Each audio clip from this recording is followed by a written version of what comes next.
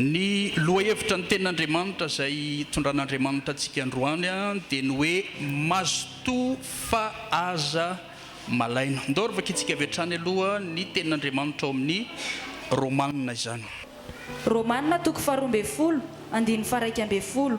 Mazotoa fa aza malaina ary aoka fanafo amin'ny fanompoana ny tompo. Mazotoa fa aza malaina eo anoloantsika, eo anoloan'ny olona rehetra dia misy safidy. Ny safidy eo anoloan'ny olona rehetra dia ny safidy anankiray mazotoa, mazoto izany, dia ny safidy anankiray indray malaina na kamo. Anjaran'ny olona izany ny safidy hoe na izy isafidy ny mazoto, na izy safidy ny malaina na ny kamo. Manoloana an'ireny safidy ireny efa amparezina antsika foana hoe Andriamanitra manoro izay tsara. Ka ny tsara toron'Andriamanitra antsika dia mampahery antsika ny ten'Andriamanitra hoe mazotoa, izany hoe manoloana an'ireo safidy roa izay tsy maintsy raisintsika ireo eo amin'ny fiainana izany, dia manampy antsika Andriamanitra hifidy ny tsara hoe ny mazoto, izay ny tena tsara. Ary izay indrindra no nahatonga amin'ny mpanao salamo nivavaka izy hoe Jehova toano fanahy mazoto satria izay mazoto izay izay ny tena tsara indrindra. Efa nampaharesina moa tsika hoe manoloana ny safidy eo anoloantsika inge tsy sarotra tsy hoe tsy hitanao izay alaina fa Andriamanitra dia efa manoro antsika foana hoe ny mazoto no tsara.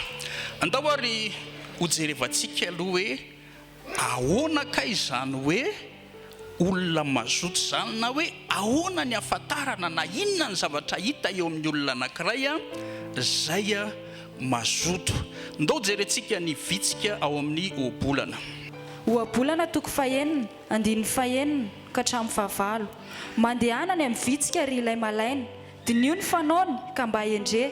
Tsy mba manana komandy ireny na mpife na mpanapaka, nefa mamorony hanina izy raha afavaratra ary manangona ny fihinany amin'ny fararano. Mandanany amin'ny vitsika ry ilay malaina, izany hoe rehefa misy olona malaina izany mifidy an'le malaina, dia ampaherezin'Andriamanitra hoe mandehanareo makany amin'ny vitsika satria ny vitsika mazoto ny vitsika. Dia nasaina mijery ny vitsika dia hoe dinionge mifanao ny vitsika dia mba alaovy tahaka endre, alaovy tahaka ny zavatra ataon'ny vitsika. Inona moa ny zavatra tena mampiavaka ny vitsika ary zavatra hita tamin'ny vitsika ary ny ahafantarana ny vitsika hoe tena mazoto, dia ozy ny ten'Andriamanitra hoe tsy mba manana komandy. Izy zany tsy mba misy mikomandy, izy zany tsy mba misy mibaiko, izy zany tsy mba misy maniraka, izy zany tsy mba misy miteny, fa ny vitsika zany tonga dia mahafantatra izy hoe zao no tokony atao, zao no tsy maintsy atao, zao no tsara atao, dia tonga dia mandeha izy na tsisy maniraka na tsisy mibaiko. Ny ahafantarana ny olona anankiray hoe mazoto zany dia mitovy amin'ny vitsika, tsy mba manana komandy, tsy misy mibaiko izy, tsy misy maniraka izy, fa tonga dia manao.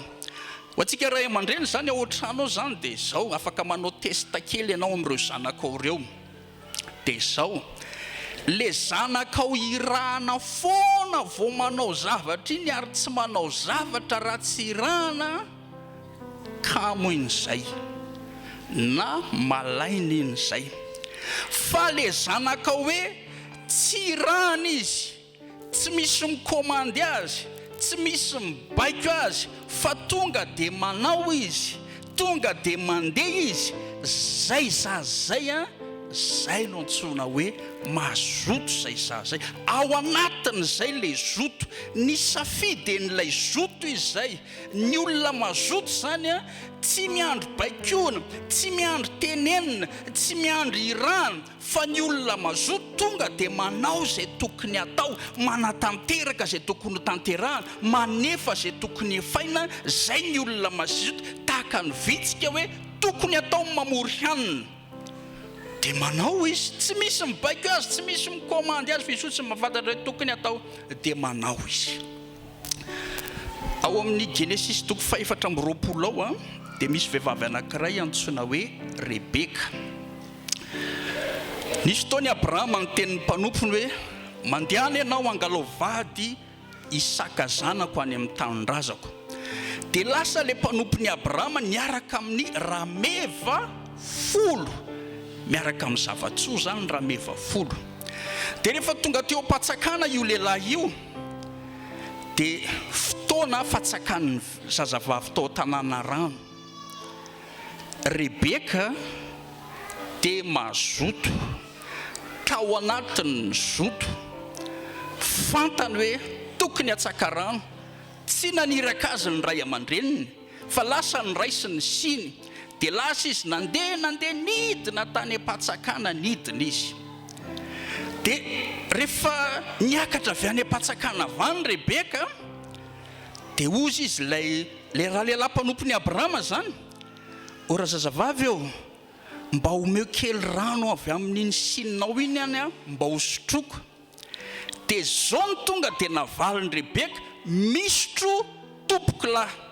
Avy niakatra avy any am-patsakana izy misotro tompoko lahy.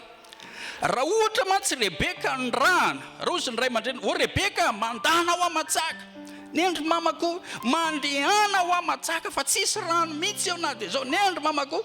Raha vao ohatra ka ohatr'izay ny zavatra nisy vao niakatra avy eo am-patsakana Rebeka ka nitenenin'le raha lehilahy hoe mba ome rano hosotroko, atezerana satria izy efa kamo, satria izy efa malaina. Za rehefa avy niakatra avy any ka ianao ndray mandininy ianao raha mandeha matsaka, ianao lehilahy be io zao fa tsy zay ny Rebeka, fa hoe misotro tompoko lahy. Ary ty ny zavatra nisy, enoinareo tsara nge ty zavatra nisy ty dia afantaranareo hoe ay fe zany tokoa ny olona mazoto e. Dia zao no nataony Rebeka, aleo ampisotroko koa ny ramevanao. Tsy le raha lehilahy naniraka ny Rebeka hoe ampisotroy ny ramevako, fa mazoto izy, ny safidiny mazoto izy, aleo ampisotroko koa ny ramevanao. Ny ramevan'le raha lehilahy tsy anankiray fa 10 ny ramevan'le raha lehilahy. Ary ny rameva anankiray dia malany rano 20 litatra. Rameva 10 zany 4 litatra, 209 litatra ny rameva 10. Ary dia ataoviny kajy ary raha sio kely mazaka 10 litra zany ny sio na ny siny kely ny Rebeka, dia impiry miverina teo zany Rebeka, 20 miverina ny akanidina teo Rebeka. Tapitra ny sotro ny rameva, mazoto izy, tao anatin'le zoto, dia tapitra ny sotro ny rameva 10 zay malany 20 avy.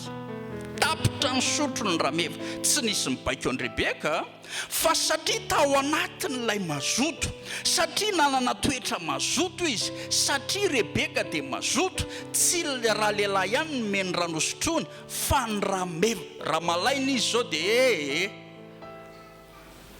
manisy ray roa telo, tsy vitako. Fa tao anatin'ilay zoto dia tsy nila mibaikona izy, tsy nila komandy, fa tonga izy dia nanao. Ny afantarana ny olona mazoto, ny zavatra hita eo amin'ny olona mazoto, dia tsy miandro baikona, tsy miandro irana izy, fa tonga dia manao izy. Zay ny olona mazoto zay. Ndao reo jerevantsika hoe inona moa ny mahazava-dehibe an'izay zoto zay. Mahatonga n'Andriamanitra hiteny amintsika hoe rehefa misy safidy eo ny loantsika, ao ny malaina, ao ny mazoto dia ny mazoto fidiana.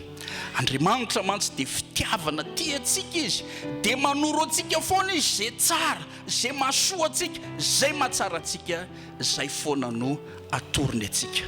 Ndao aroa jerevantsika ny tenin'Andriamanitra hoe inona ny mahazava-dehibe raha fa mifidy ny mazoto isika.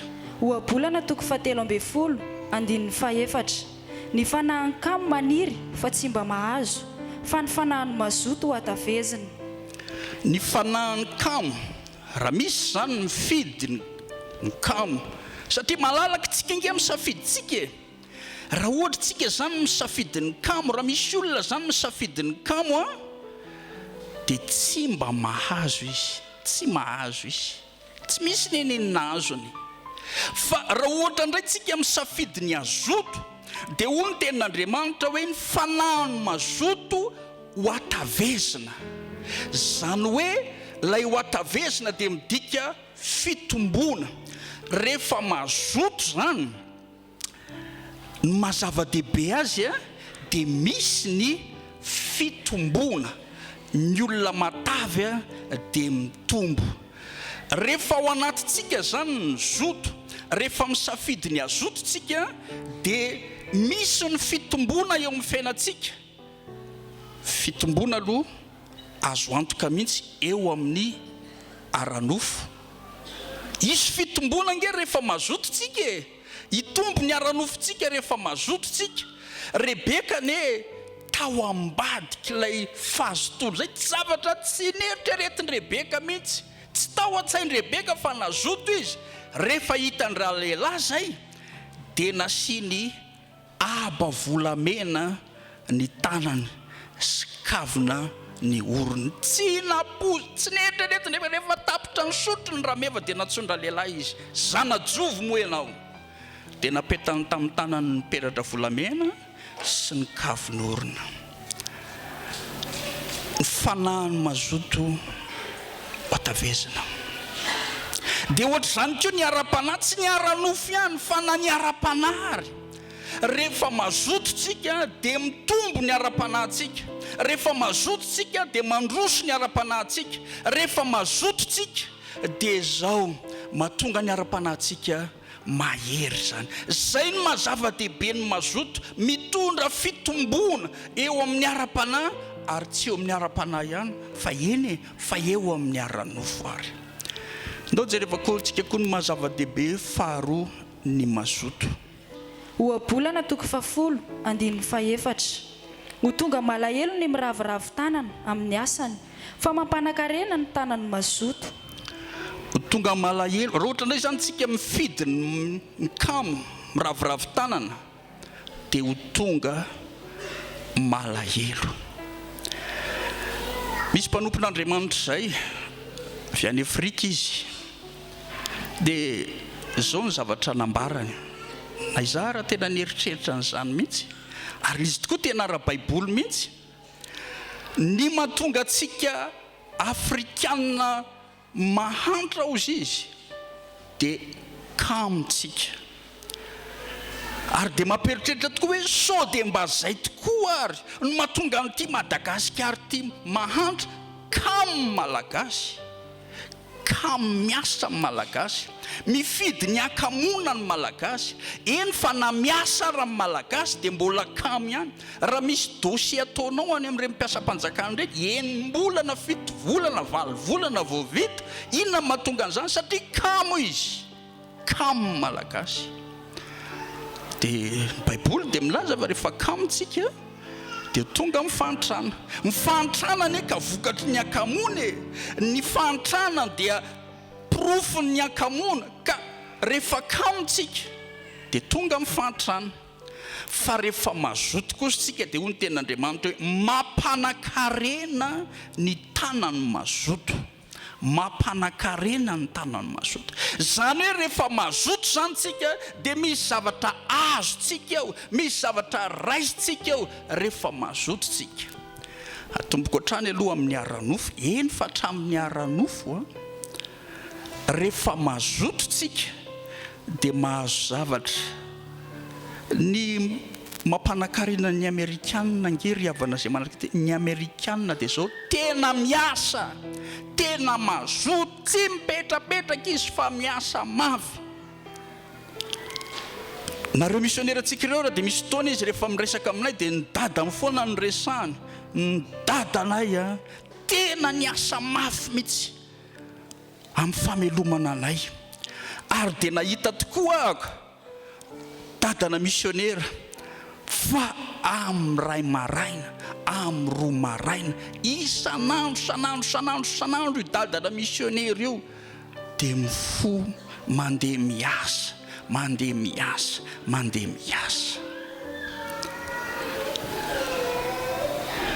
Rehefa mazoto tsika dia mahazo zavatra tsika eo amin'ny aranofo. Misy zavatra azo tsika rehefa mazoto tsika, ary tsy eo amin'ny aranofo ihany fa zao mampanankarena ny tany mazoto, lasa manankarena ny ara-panahintsika, mitombo ny ara-panahintsika, lasa manankarena pasoavantsika rehefa mazoto. Satria ny tanany mampanankarena ny tanany mazoto. Na ny ara-panahintsika range rehefa mazoto tsika dia lasa manankarentsika amin'ny ara-panahy. Misy are-pasoavana, are-pitahina eo amin'ny ara-panahintsika. Ary tsy eto ambonin'ny tany ihany zay arena zay, fa mampanankarena ny tany mazoto. Eny fa hatrany an-danitra ary. Jesosy ange dia mampirisika antsika miarena ho anareo any an-danitra. Ho an'izay mazoto dia manankarena izy any an-danitra. Satria nazoto izy teto ambonin'ny tany dia manankarena izy any an-danitra. Ho an'ny mazoto zany dia manankarena izy eto ambonin'ny tany raha zay ny sitraky Jesosy ka tiany Jesosy atao amin'ny fiainany. Fa ny azo antoka aloha, tena azo antoka zato isan-jato dia zao manankarena izy any an-danitra. Zay no mahatonga an'Andriamanitra nge apirisika antsika hoe safidio ny ho mazoto. Aza mba mifidy ny ho malaina, fa ny malaina dia matetika fantrana no hita, na ranofo na ara-panahy. Fa fidio ny ho mazoto, manapa-hevitra ny ho mazoto. Jerevo ny vitsika, tsy manana mpikomandy, tsy manana baiko, fa tonga izy dia manao. Misy fanontaniana reto apetrakatsika amin'ny tenatsika, dia ampahireziko tsika isanandro dia apetrao amin'ny tenanao reto fanontaniana anankitelo reto, fa anampy anao reto hifidy ny ho mazoto. Fanontaniana voalohany dia izao, apetrao amin'ny tenanao zao fanontaniana izao hoe ahoana no ataoko, ahoana no ataoko, ahoana no ataoko, na inona no ataoko. Rehefa maraina ianao ka miteny hoe inona zany no ataoko na ahoana no ataoko, dia mahita ianao hoe hay, alao aloha apirimiko ny fandriana, alao aloha fafako ny trano, alao aloha dioviko ny sasako ny vilia, alao aloha ataoko an'izao. Rehefa apetraka ao amin'ny tenanao zany zay fanontaniana izay hoe inona no ataoko na ahoana ny ataoko, dia ahita zavatra atao ianao. Zany ange mino fa zany ange ny Rebeka hoe ahoana moa zany zao no ataoko, ay tsisy rano andeha aho atsaka rano. Tsy nila mibaiko io izy, fa izy fotsiny nametraka fanontaniana tamin'ny tenany hoe inona no ataoko na ahoana no ataoko. Apetrao zay isanandro. Inona indray moa zany zao ny zavatra tokony ataoko, inona zao ny zavatra tokony ataoko. Ay ndeha hosoroako ny tokotany, ay ndeha hodioviko ny tokotany. Inona indray moa zany ny zavatra tokony ataoko, ay ndeha hodioviko ny varavarakely. Inona indray moa zany ny zavatra tokony ataoko, ay ndeha ho ataoko an'izao, andeha hanao an'izao any an-trano. Eny fa naty am-piangonana ary apetrao amin'ny tenanao zay fanontaniana izay hoe inona moa zany ny tokony ataoko atao am-piangonana, inona ny zavatra tokony ataoko atao am-piangonana. Ohatra maloto ry varavarakely ry andeha ho sasako, ohatra maloto ny ety amin'ny altara ety andeha ho dioviko, be bozabozaka be ny tokotany andeha hosoroako. le dobo kely mahafinaritra ety lasa feno tsikafona be ndeha hoe soroko ny tsikafona aminy. Tsy nisy mibaiko anao zay a, tsy misy maniraka anao. Raha vao irany ianao dia ohatra ny taratry ny akamono zay. Raha vao ianao tsy manao zavatra raha tsy irahana dia tsy tena misafidy an'le zoto anao zay. Raha vao ianao miandry amin'ny pastera foana ka pastera tsy miteny pastera, tsy zay. Fa ianao mahafantatra hoe inona no ataoko. Ndeha ho amboariko ny tafitrano, ndeha ho ataoko an'izao ny gotiera, ndeha ataoko an'izao ny fiangonana, ndeha ataoko an'izao ny fiangonana. Zay ianao no atao hoe mazoto, zavatra mivoaka avy any aminao, zavatra avy any aminao mazoto, ianao fanapa-kevitra fotsiny iny, zay ianao no antsoina hoe mazoto. Apetrao foana ary zay fanontaniana zay mba tonga anao hisafidy ny mazoto hoe inona no ataoko ato tokantranoko sy ato tanànako ato, dia inona koa ny zavatra mba ho ataoko any am-piangonana. Apetraonge zay fanontaniana zay dia rehefa misy zavatra hitanao fa tokony atao dia ataovy foana, ataovy. Ndeha hamafa fiangonana, ndeha hanadio amin'ny fiangonana, ndeha hanao zaridaina, ndeha amboariko zao. Rehefa apetraka ao zay fanontaniana zay. Fanontaniana faharoa apetraka ao dia ny hoe ahoana ny ampandroso ny tenako. Ny ampandroso ahoana ny ampandroso voalohany aloha eo amin'ny aranofo aloha. Rehefa apetraka ao zay hoe ahoana moa zany ny ampandroso ny fiainana menakavy kely, ahoana mba androsony ny ato tokantranoko. Rehefa apetraka ao zay fanontaniana zay dia ahita ianao hoe tsy maintsy mila miasa mafy zany zay vao mba hisy fandrosona ato amin'ity tokantranonay ity. Tsy maintsy miasa maraina be zany ary tsy mody raha tsy ariva. Tsy maintsy mikely aina zany mba hahatonga ny ato tokantranonay androso, mba hahatonga anay afaka nividy tany, afaka nividy trano, hisy fanaka tsara tare, ary aveo ary zay dia hividy fiara. Rehefa hoy izy ianao hoe ahoana ny ampandroso ny tokantranoko, raha vao apetraka ao zay fanontaniana zay dia tonga dia izy ianao zao no ataoko, zao zany no ataoko, atsaraiko n'izao, amboariko n'izao, zao no ataoko. Eo amin'ny aranofontsika zay. Fa eo amin'ny ara-panahintsika ihany koa dia ohatr'izay ihany koa. Ahoana moa zany ny ataoko zao mba handrosoany ny ara-panahiko? Ahoana ny ataoko zany mba hitombony ny ara-panahiko? Apetrao isan'andro zay fanontaniana zay hoe ahoana no ataoko mba handrosoany ny ara-panahiko sy hitombony ny ara-panahiko? Dia eo anao ahita hoe mba hahatonga ny ara-panahiko handroso mila mivavaka fa zay no ampandroso ny ara-panahiko. Mba hahatonga ny ara-panahiko handroso dia mila mamaky baiboly. Tsy misy mibaiko anao amin'io fa ianao fotsiny mazoto ianao dia mamaky baiboly ianao. Ahoana moa zany no ataoko mba hampandroso ny ara-panahiko? Ndeha hamonjy fiaraha-miangona fa zay mampandroso ny ara-panahiko. Andeha hivavaka sy fadianana fa zay mandroso ny ara-panahiko. Andeha hivavaka aritory fa zay mampandroso ny ara-panahiko. Ahoana ny ataoko mba hahatonga ny ara-panahiko handroso? Inona no ataoko mba hahatonga ny ara-panahiko handroso? Dia ho fantatra ny tokony atao. Tahaka ny vitsika na fantatra izay tokony atao izy. Apetrao zay fanontaniana zay fa hitanao n'izay zavatra tokony atao ary tsy mila nizaniza hibaiko ianao fa handeha ianao. Fanontaniana fahatelo dia ahoana indray no ataoko mba hahasoa ny hafa? Mba hahasoa ny hafa. Inona no ataoko mba hahasoa ny hafa? Apetrao zay fanontaniana zay isan'andro inona re zany no ataoko mba hahasoa ny hafa? Andeha hitoro ny filazantsara, andeha hitona azy ireo, andeha hanasa azy ireo, fa zany no mahasoa azy ireo. Andeha ho asaiko aty am-piangonana, zany no mahasoa azy. Mazoto ianao mitoro ny filazantsara. Inona no ataoko mba mahasoa ny hafa mpiara-mivavaka? Ndeha ho vangiko izy, ndeha ho ampahereziko izy. Inona no ataoko mahasoa ireo? Ndeha hanao vondrom-bavaka, fa tsy zany no mahasoa. Ndeha hanao asan'Andriamanitra, fa zany no mahasoa. Ary amin'io dia tena avy ao am-ponao zay.